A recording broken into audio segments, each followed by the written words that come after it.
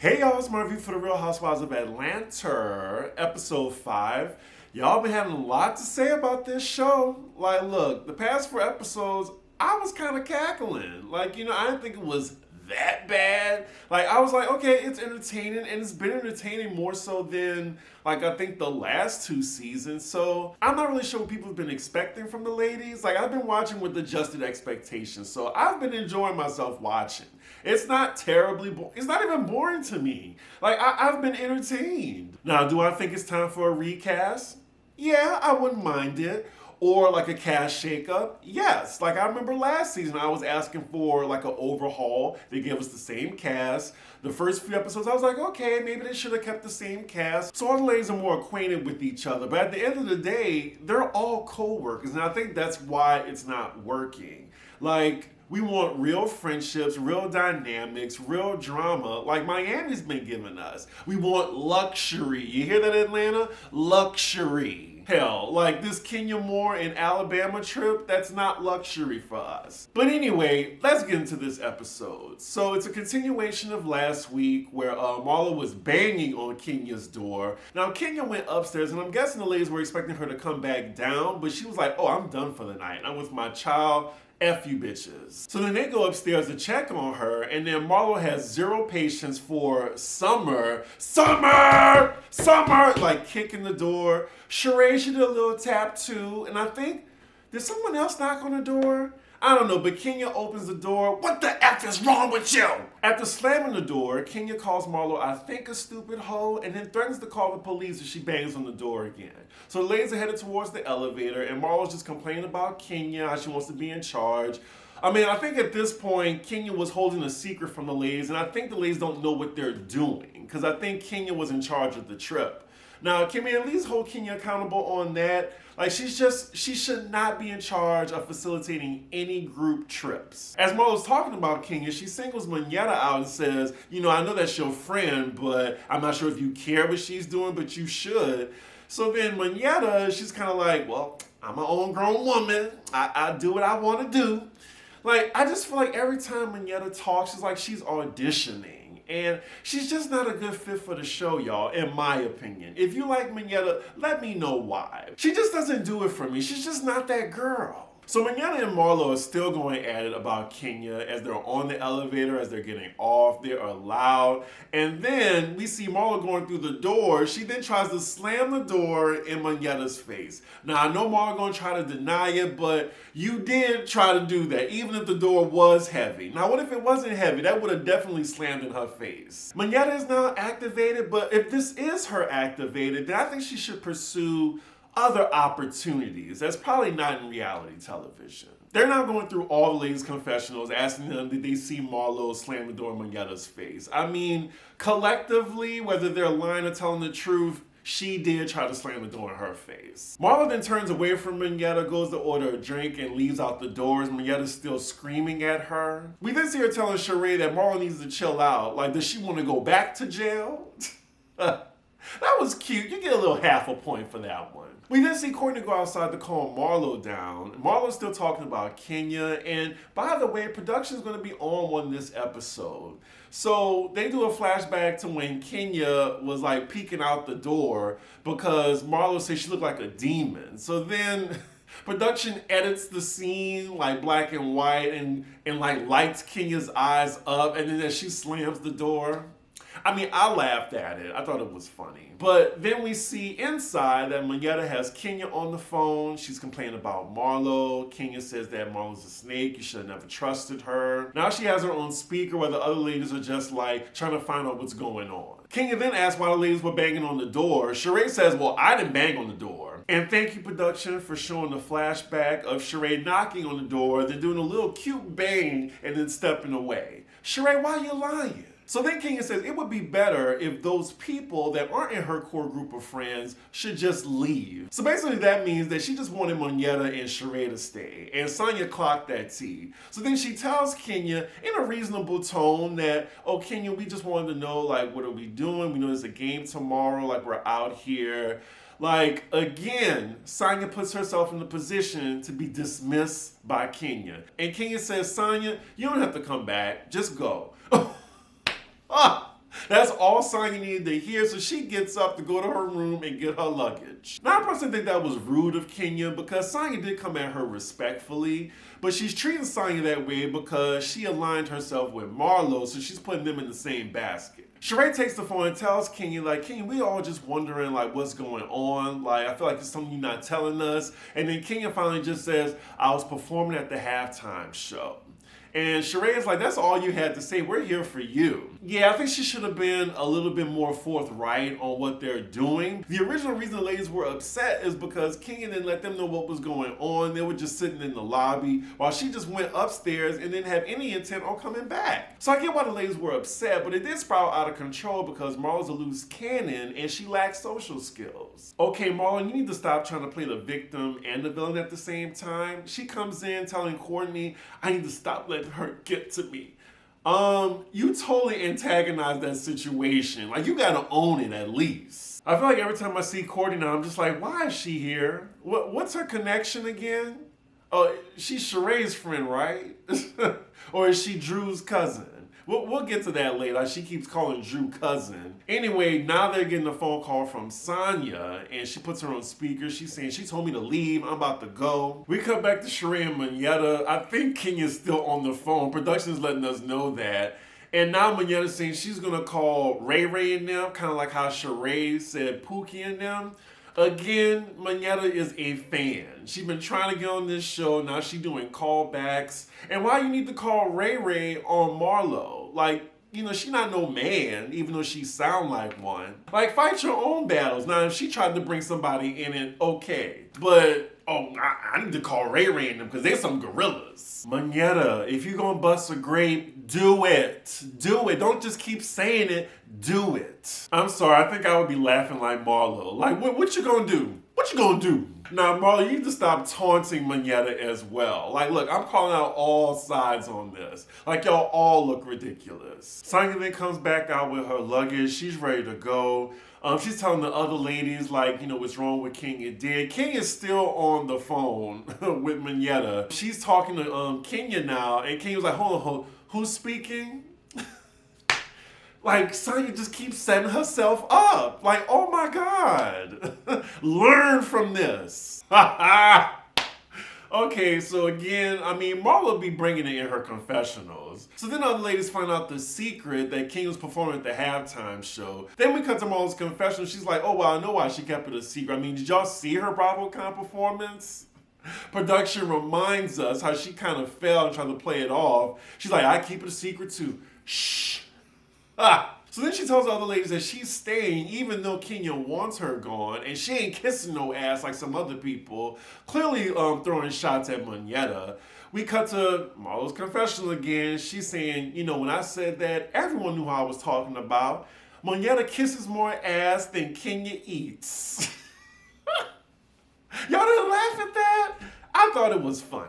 All right, so it looks like the night's over. The ladies go back to their rooms, and Sonya hauls off to the airport. So next scene, we're back in Atlanta. We're checking in on Drew because she was sick. She had like some type of influenza. I forgot what it was, A or B. Like, I know that type of flu because I had to rush myself to the hospital because I didn't know what to do. My fever was off the charts. I think my fever was like 103 or some shit. I was like, yeah, I gotta go to the ER. So yeah, I know what that's like.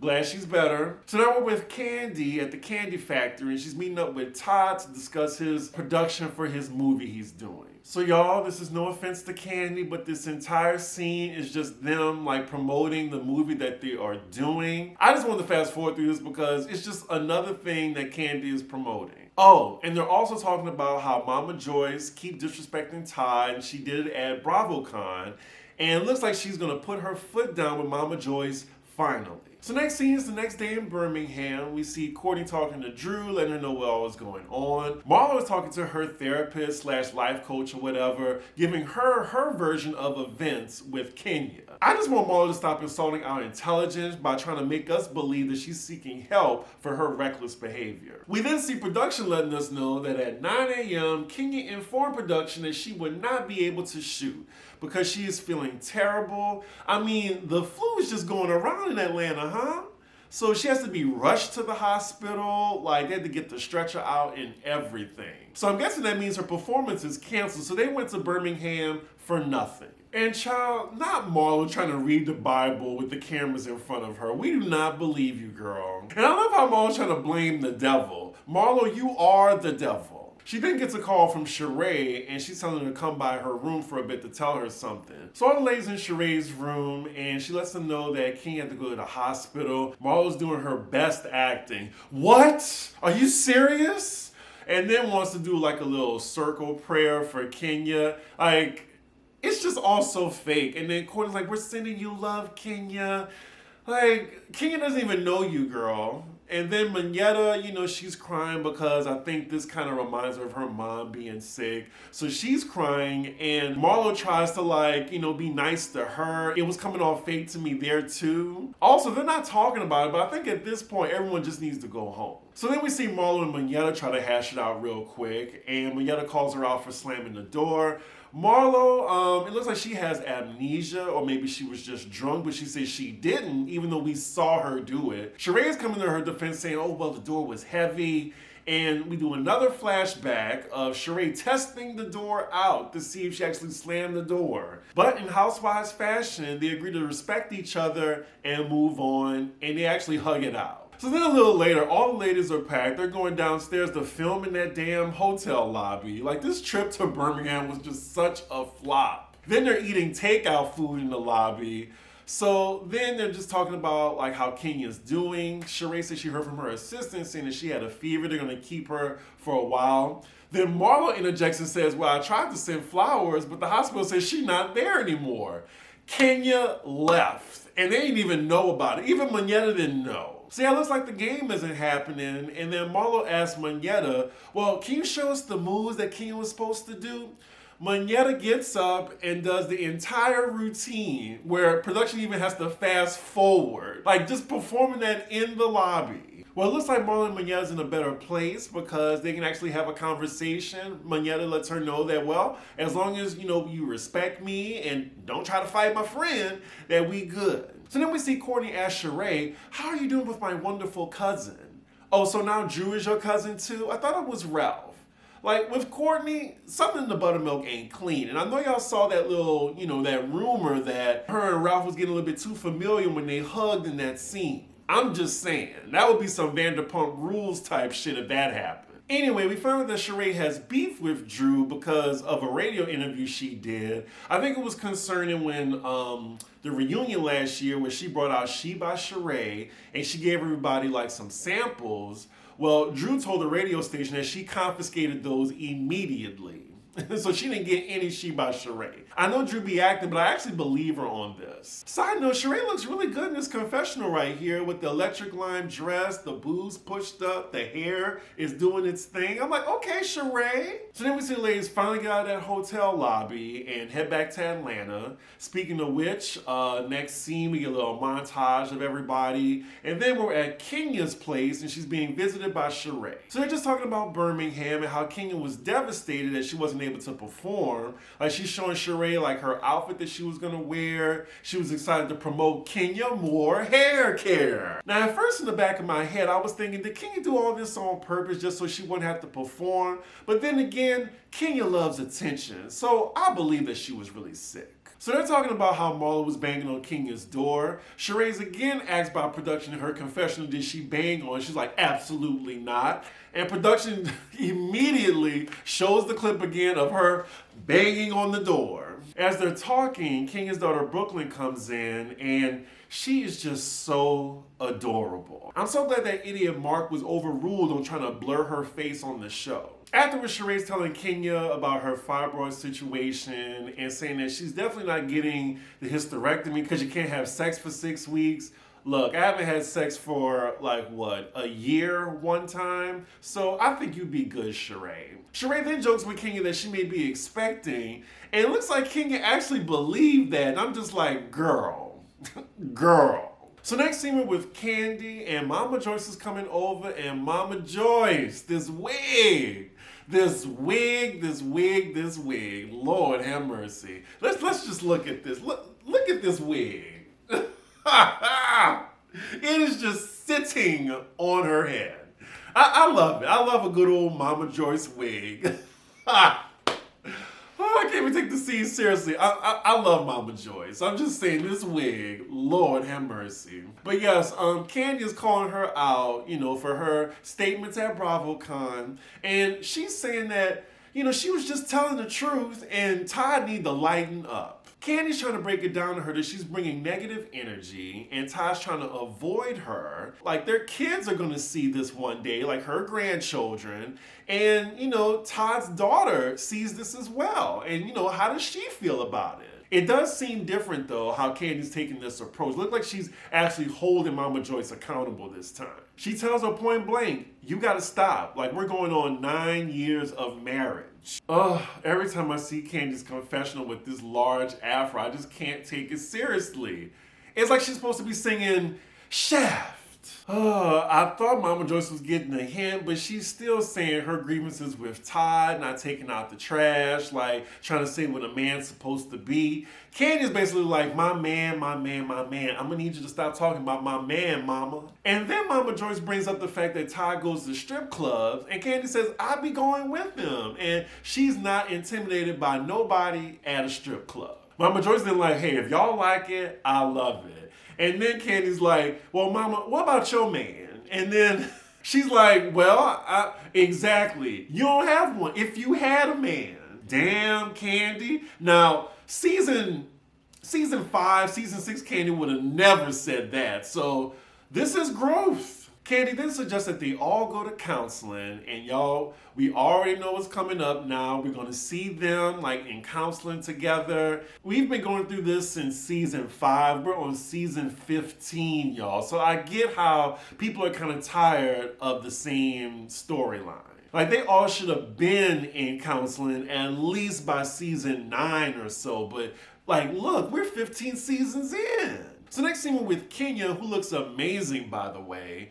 Sheree and Drew. And they're all meeting up at this IV drip center because they've all gotten over sickness and they want to keep it that way. So when Drew arrives last, though, there is a little tension between her and Sheree still. Like, Sheree doesn't even give her a hug. She gives her a high five. And Sheree immediately calls her out saying, well, actually, we do got beef right now. We cut to Drew's confessional, and she says she doesn't know why Sheree has a problem with her. She's getting her vitamins, her hydration up, and it's free. You know she love to save a penny, honey.